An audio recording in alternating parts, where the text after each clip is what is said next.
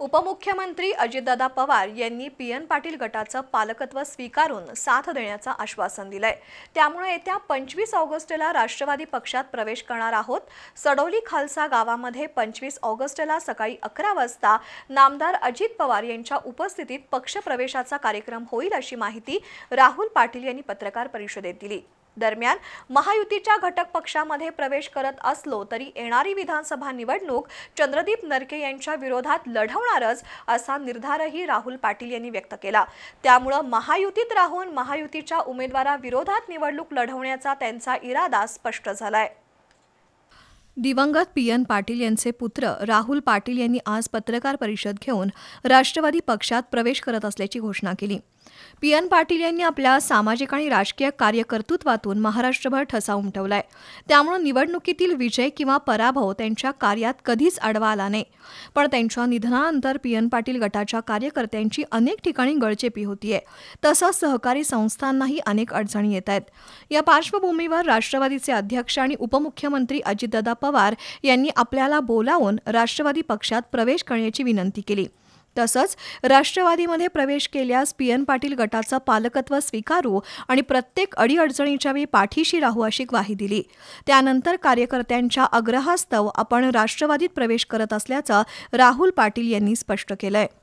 कार्यकर्त्यांमधूनच हा खरं तर आग्रह चालू झाला आणि पी.एन. साहेबांनी त्यांचं जे काय राजकारण केलं ते राजकारण हे कार्यकर्त्यांच्या जीवावरतीच होतं आणि जी काही निष्ठा पी.एन. साहेबांच्यावरती आमची कार्यकर्त्यांची होती ती पी.एन. साहेबांवरती होती। काँग्रेसवरती निष्ठा ही पी.एन. साहेबांची राहिली तर आम्हा सगळ्या कार्यकर्त्यांची निष्ठा ही पी.एन. साहेबांवरतीच होती आणि त्याच कार्यकर्त्यांकडून ज्यावेळी हा आग्रह व्हायला लागला त्यावेळी हा निर्णय घेण्यासाठी आम्ही भाग पडलो। दुसरीकडे येणाऱ्या स्थानिक स्वराज्य संस्थांच्या सर्व निवडणुका पी.एन. पाटील गट म्हणूनच लढवल्या जातील। तसंच कोणत्याही परिस्थितीत 2029ची विधानसभा निवडणूक लढवणार आहोत तशी स्पष्ट कल्पना नामदार अजितदादा पवार यांना दिल्याचीही राहुल पाटील यांनी सांगितलं। आम्ही ज्या काही निवडणुका असतील ती जरी आम्ही राष्ट्रवादीमध्ये उद्या प्रवेश करत असलो तरी पी.एन. पाटील गट म्हणूनच आम्ही निवडणुका लढवणार आहे अशा पद्धतीचं आम्ही अजितदादा पवार साहेबांना सांगून आहोत। कुठल्याही परिस्थितीमध्ये 2029ची विधानसभा निवडणूक ही मी लढवणारच आहे आणि अशा पद्धतीने मी अजितदादांशी बोलणंही केलेलं आहे। त्यामुळे त्यांनी आम्हाला सांगितलेलं आहे की तुम्ही त्या गोष्टीची काही काळजी करू नका, तुमच्या कार्यकर्त्यांवर कुठलाही अन्याय होणार नाही।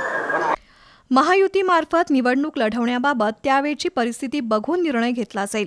पण विरोधात चंद्रदीप नरके असले तरी निवडणूक लढवणारच असं राहुल पाटील यांनी सांगितलं। 25 ऑगस्टला सकाळी 11 वाजता सडोली खालसा इथं नामदार अजितदादा पवार, प्रदेशाध्यक्ष सुनील तटकरे आणि वैद्यकीय शिक्षण मंत्री हसन मुश्रीफ यांच्या उपस्थितीत राष्ट्रवादीमध्ये प्रवेश करणार असल्याचं राहुल पाटील यांनी स्पष्ट केलंय। पत्रकार परिषदेला भोगावती कारखान्याचे अध्यक्ष प्राध्यापक शिवाजीराव पाटील, गोकुळचे संचालक बाळासाहेब खाडे यांच्यासह पदाधिकारी आणि कार्यकर्ते उपस्थित होते।